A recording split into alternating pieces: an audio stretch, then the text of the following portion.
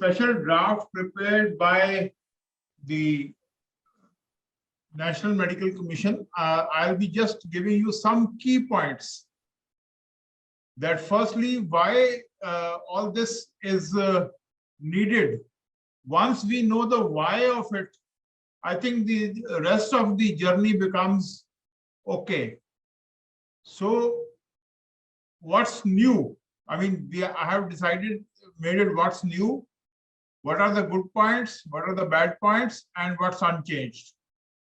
So what we have seen that most of these draft regulations, they were available already in different forms. I mean, telemedicine regulations were in a different document. The good clinical practices was a different document. The ethical committee draft was in a different documents. So they have more or less compiled them, but there are some viewpoints also. So one of the important new point is that there will be a unique registration ID to each and every medical practitioner, which he or she will display in her prescription certificate receipts to patients, and including the employer registered medical practitioners shall get a seal made by the employer displaying their unique registration number. Now, why is this, in my opinion, why is this good? But what are the advantages of this? At the central level, if there is something like Aadhaar, there is an electronic friendly registration ID, and it is unique to that person all over India.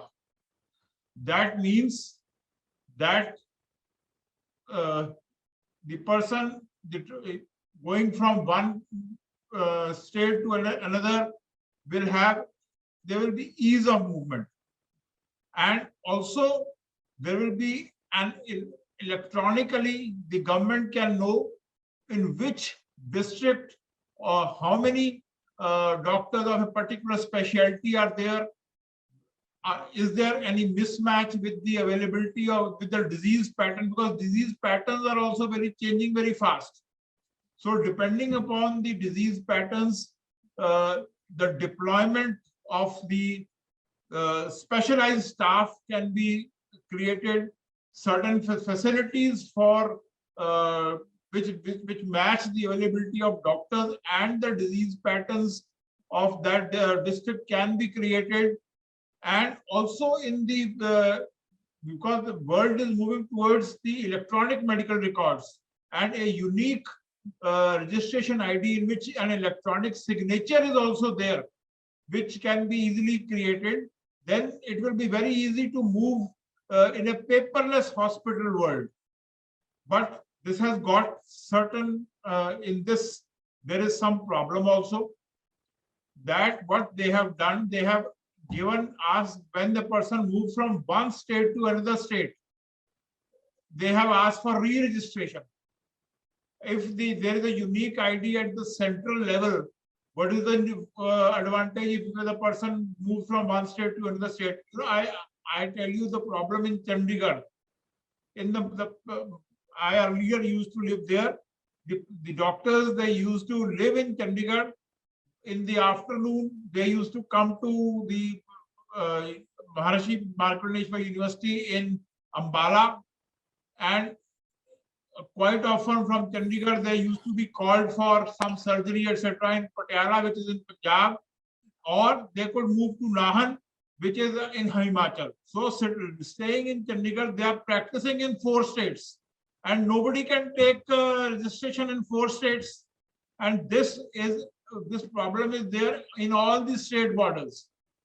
I mean, a person lives in one state and practices in another state.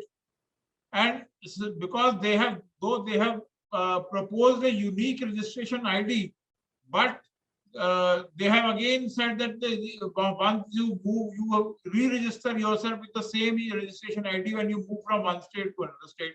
I mean, in short, they are state medical councils have created registration ID as something for making money, and a lot of state medical councils, they just survive on registration money.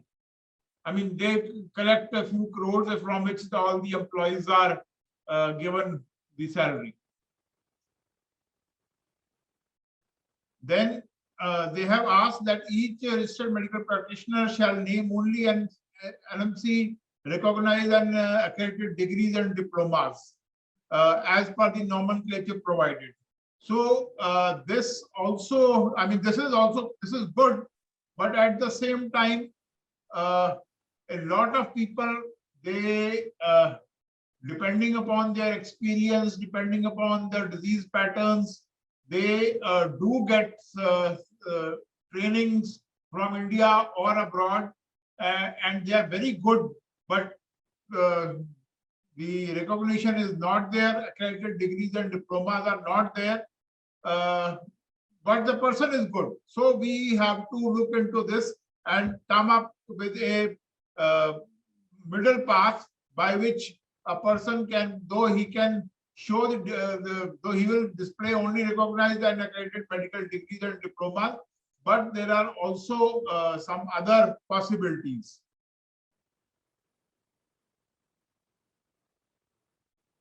Then a person who's qualified in one system of medicine shall decide which system he wants to practice.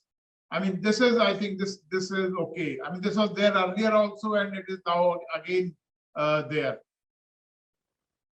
Then 30 credit hours in every 5 years. This was there earlier also, and it is there now also. And also he should inform the state medical council and apply for license to practice in this. I have already told you that when a person now moves from one state to another, he has to register again. I mean, this was there earlier also, and credit hours were also there, that they are okay. And yes, consultation fee should be made known to patient and examination of treatment of the patient. And a reasonable estimation of cost of surgery should be provided to enable an informed decision. Now, this is something, it varies from person to person depending upon his or her skill, and things have to be rationalized, because in many insurance, the amount of remuneration is very less. So things have to be worked on this. And prohibiting soliciting of patients in the modern world with social media. I mean, I don't know how the kind of solicit hospitals, businessmen, they are allowed soliciting, but the doctors are not. So this is again a grey point. Prescribing generic medicine. So this was there earlier also, but now it is there in the regulations. I mean, again, this is that generic medicines also have to be provided of very high quality. We all know this. So I won't fee splitting the commissions. I mean, medical IMA also has been trying to lower the fee splitting commission culture, which is prevalent in our society. Even the registered the doctors and the uneducated PROs, they also move with this. How this? I mean, this was there earlier also. Then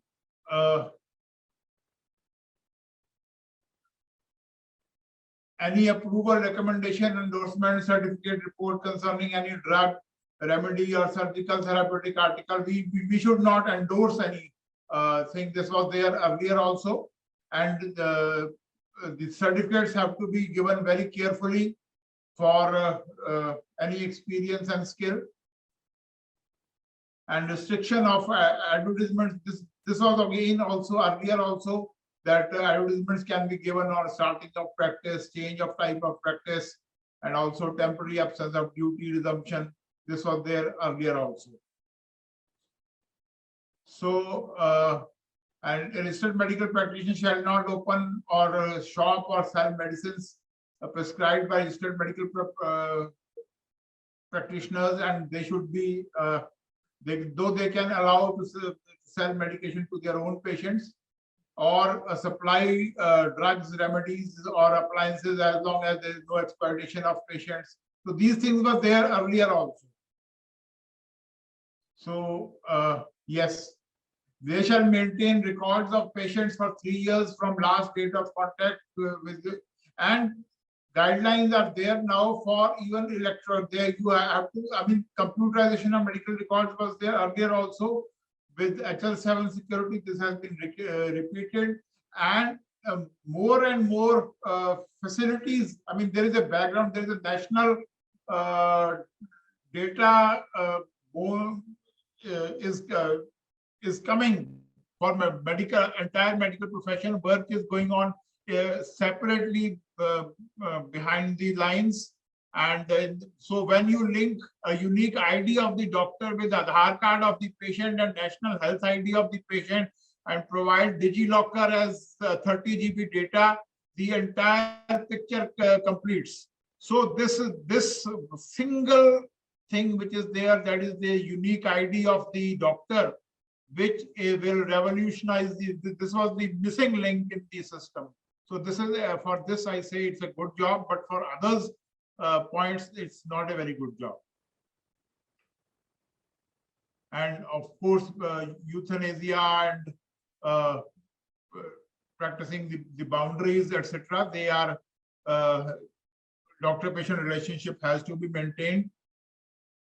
And informed consent, this was also there earlier, and not much changes there in this. There are social media guidelines and guidelines of reasonable care and skill. They have been developed, and they have at this time asked us to keep appointment registers, and